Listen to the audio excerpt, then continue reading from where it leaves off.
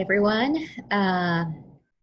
Well, this is right before July 4th, and I'll be on vacation in a couple of hours. So you get to see me running the show from my living room today. And welcome. For those who joined, thank you. It's Heather here. This week, we are going to talk about strengths and weaknesses. I know it's a busy time for everyone. Some of you might be on the road traveling.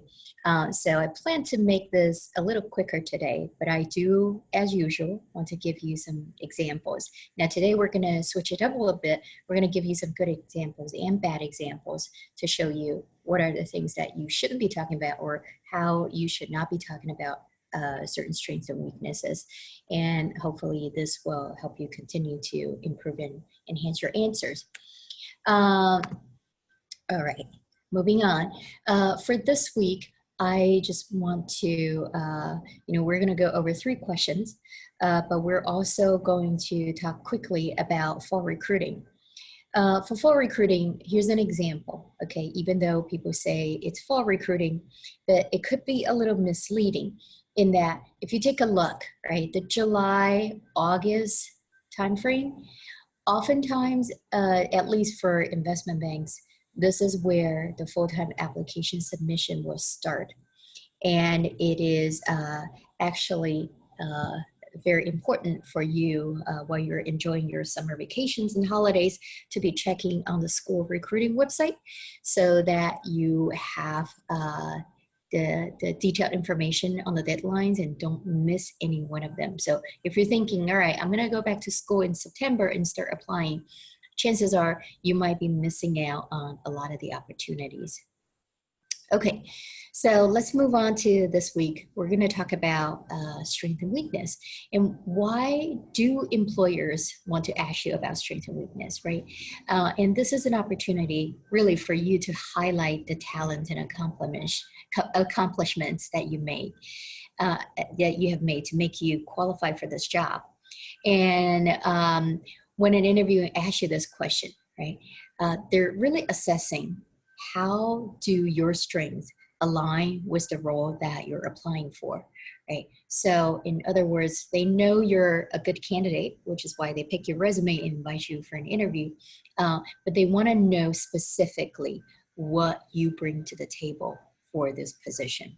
So your answers sort of need to be a mindful balance of humility and confidence, right?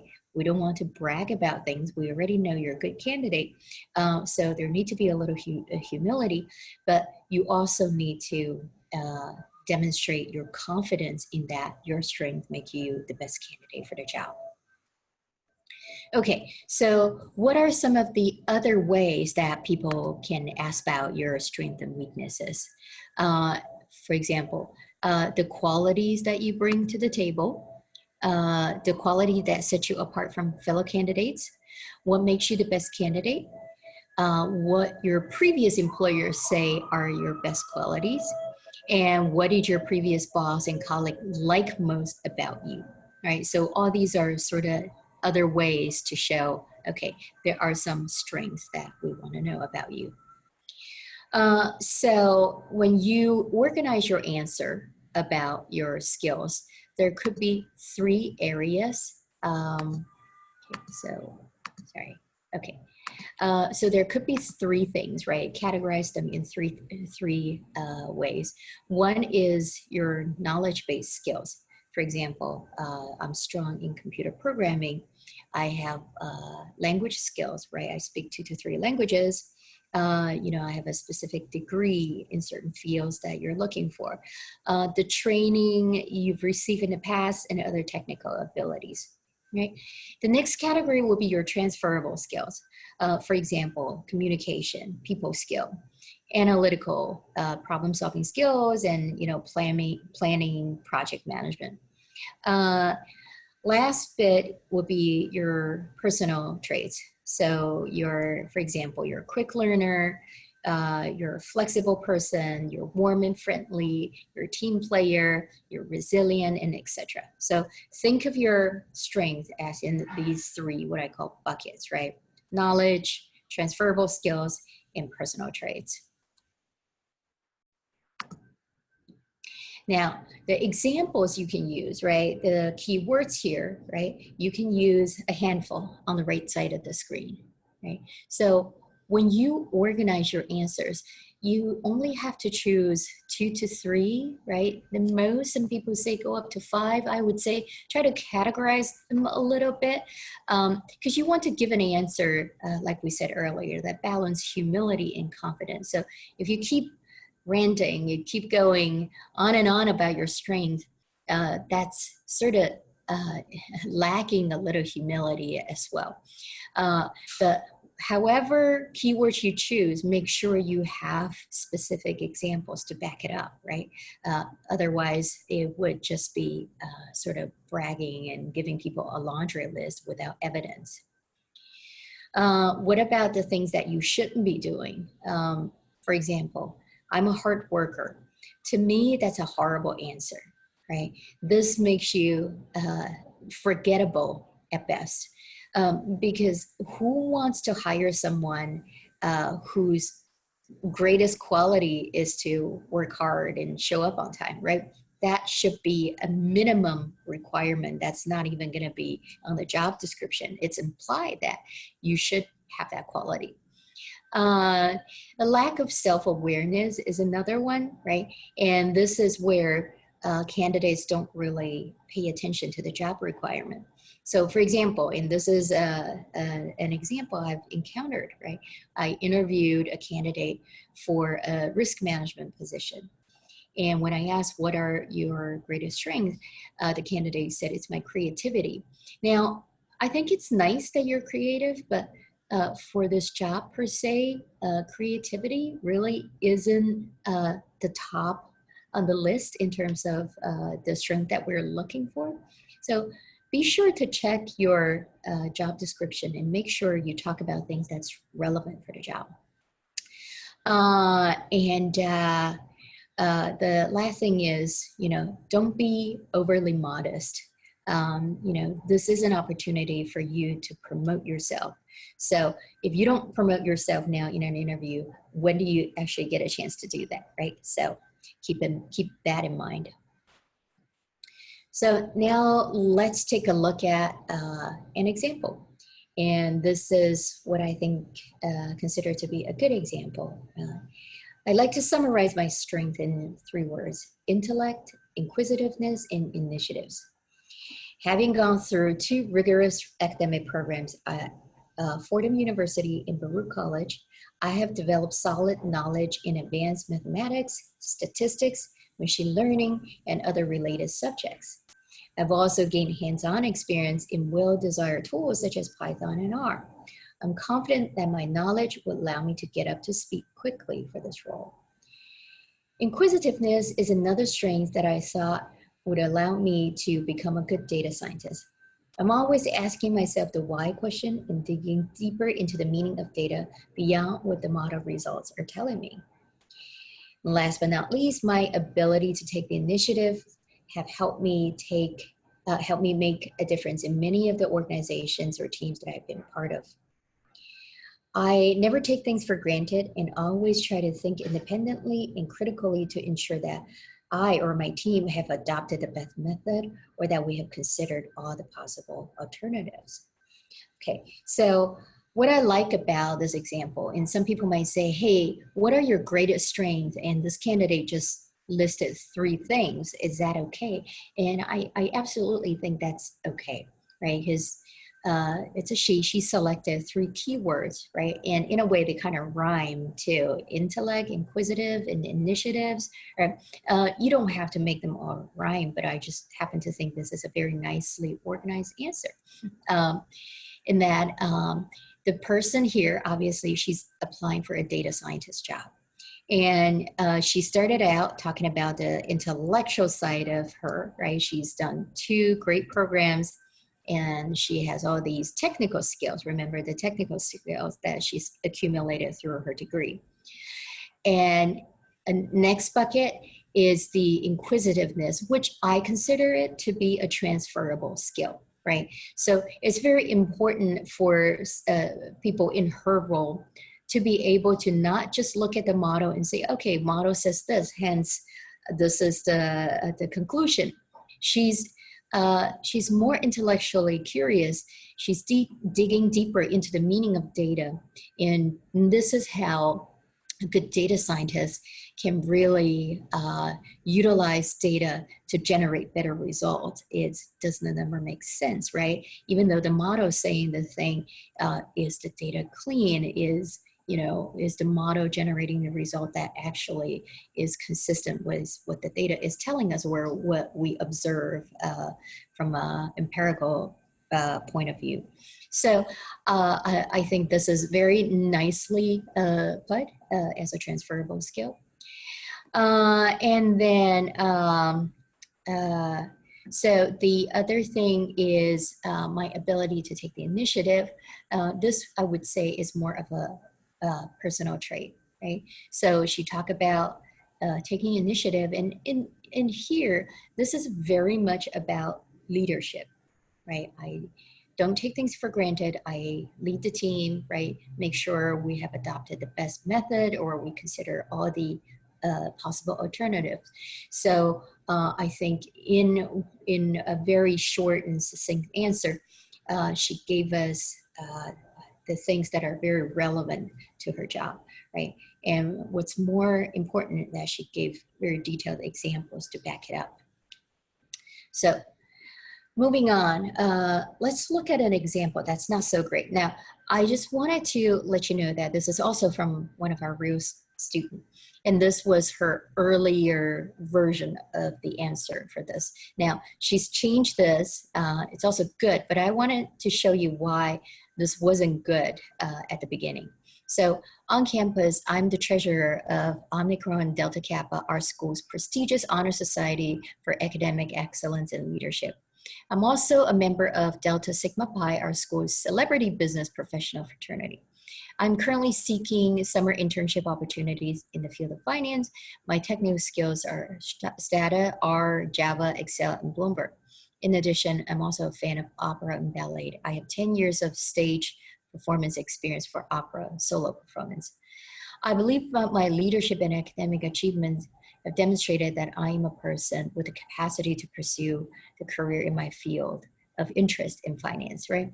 So if you look at it, that's what Americans would call everything in the kitchen sink. She gave you a lot of, I'm in this organization, I'm in that organization, I know these things, and I also have 10 years of experience performing opera. So you just listen to the answer. There's no connectivity anywhere, right? So, and also no evidence to support her claim that I have the capacity to pursue a career in finance. Just because you are in these academic societies, and just because you know Stata R and you can sing opera, it's not connecting or proving to me why that you would be a good candidate that can perform this job, or how that sets you apart from others. Okay, so let's move on to weakness. And weakness, everyone has some areas of improvement. So by telling a story on your weakness, it shows how you objectively assess yourself. So employers want to see if you can take actions to overcome those challenges, and every employer wants to get through that nice facade of you and get a sense of who you really are. And then also, very importantly, this is in a way a tough question, so they want to see how you interact when you're given a tough question.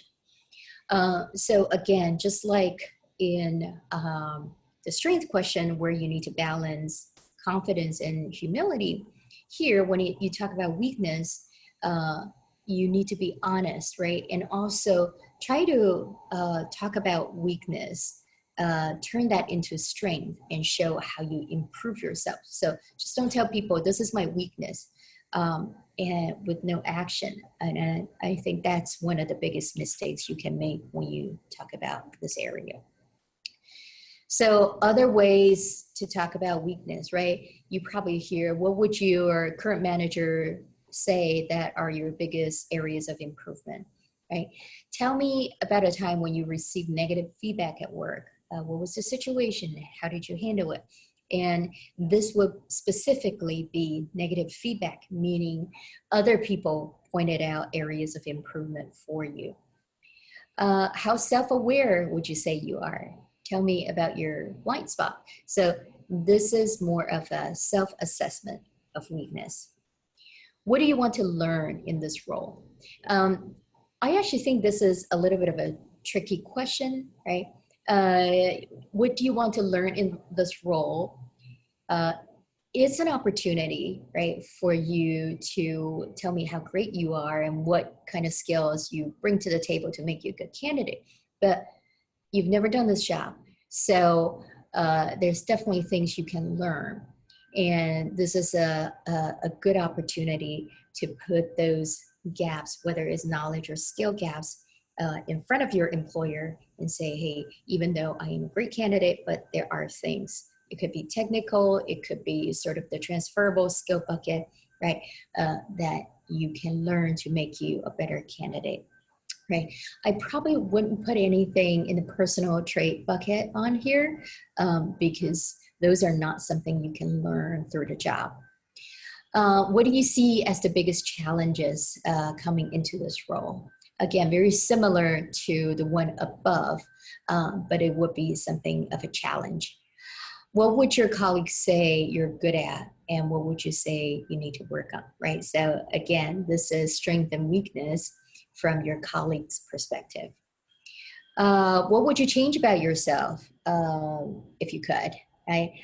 This is similar to that self-awareness question, right? And that the employers want you to say what are some of the goals that you have for yourself. So good and bad examples of weakness. Good examples, for example, you can say, I can focus a little too much on details, right? And what that does is, if you focus too much on details, you might not be managing timeline well, right? So that could be an implication. In the past, I've been uncomfortable with ambiguity, right? And it's very natural, especially when you're at the junior stage. In the past, I had trouble with time management. I have trouble saying no. I get impatient when projects run beyond the deadline.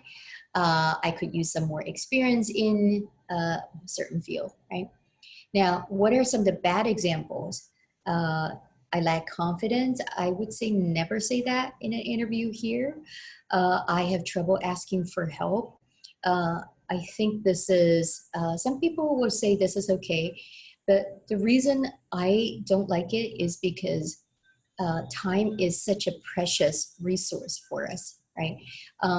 When we have analysts or associates or junior people in general, the one thing I'm very worried about is for our analysts or AVPs to be running on a project without asking for help or clarification, right? One, you could be totally misinterpreting the task, and two, you could be stuck on something and then you spend all day trying to figure it out on your own, and then forgetting that your deliverable feeds into the larger team project. And so I would say, you know, even if you have trouble asking for help before, I would say this is probably not a favorite answer for me. It has been difficult for me to work with certain personalities.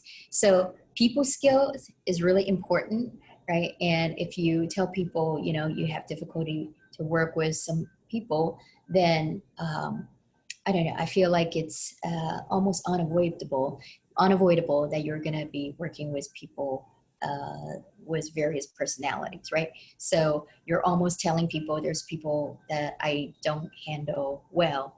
And what does that tell your employer about you, right? It's your problem. That might, in a ways, be saying, I'm not quite a team person. And that's not a good answer. The don'ts here. Don't share a universally disqualifying answer. For example, I'm chronically tardy, meaning I'm always late. This might look cute to your friends, right? Hey, I'm always stylishly late. But like I said earlier, time is money, and this is a team environment. I don't want someone who can make sure to show up on time every day. I don't like to work too hard. That's just like shooting yourself in the foot. I don't really like to work with people. Again, these are just like big red flags that I would not want to see or hear in an interview answer. Also avoid weaknesses that would make you unfit for the position unless you have a story to show how you have improved, right? For example, I cannot follow instructions precisely. That's dangerous, right? If I tell you to do something as your manager, I tell you to work on something, and you have trouble following instructions. So what does that mean? Do I have to do it myself, or do I have to be watching over your shoulders, right? I have a time management issue. Again, a no-no. I'm not very detail-oriented. It's probably true for people just entering the workforce. You're not accustomed to paying a lot of attention to details, right? But this is a very bad weakness. Whatever you're doing, we want people to start to learn how to pay attention to details, because the devil is all in the details, right? A small mistake could trigger large financial and reputational loss for your company. All right, so let's look at a third example of a good example.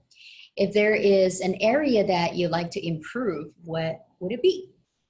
A real answer from our students. My main area of improvement is public speaking. Growing up, I always felt a bit nervous when I had to speak in public.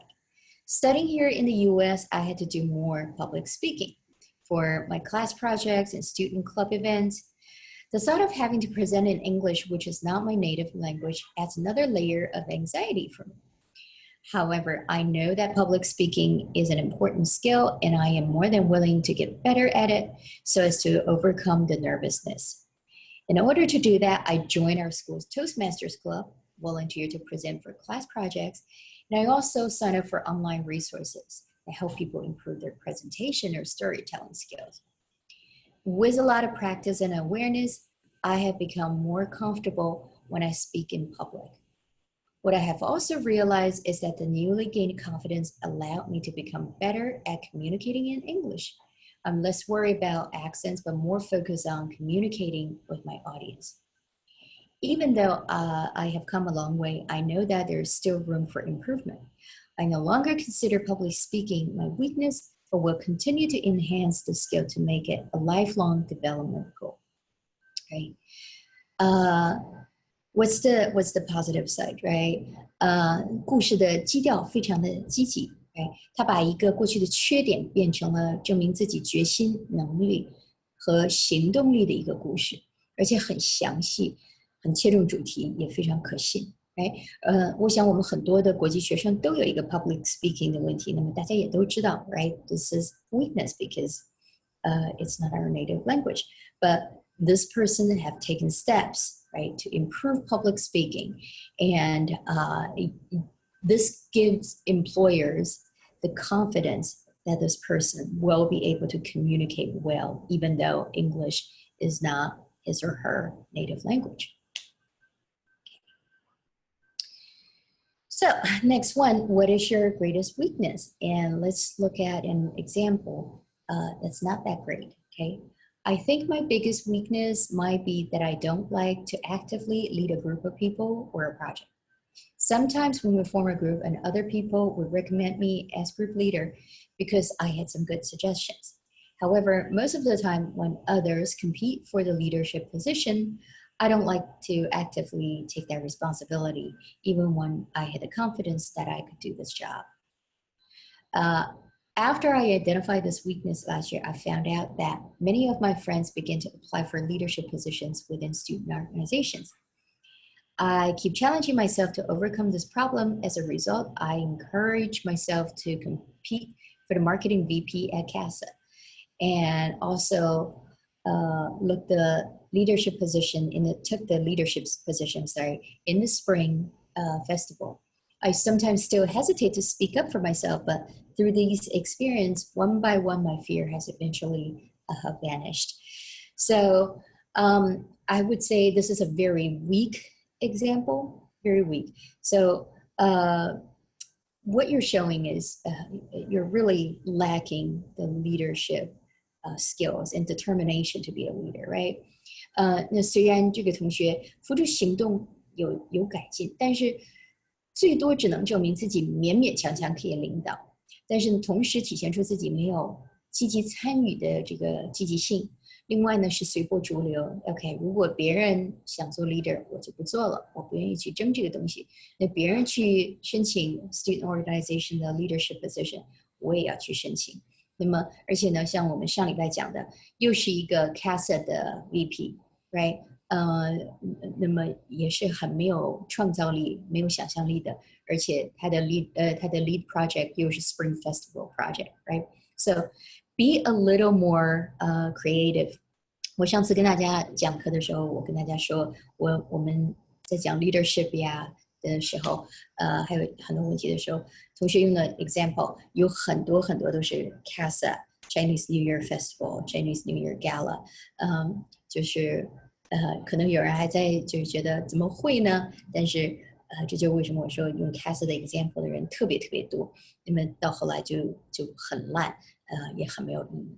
Okay, all right.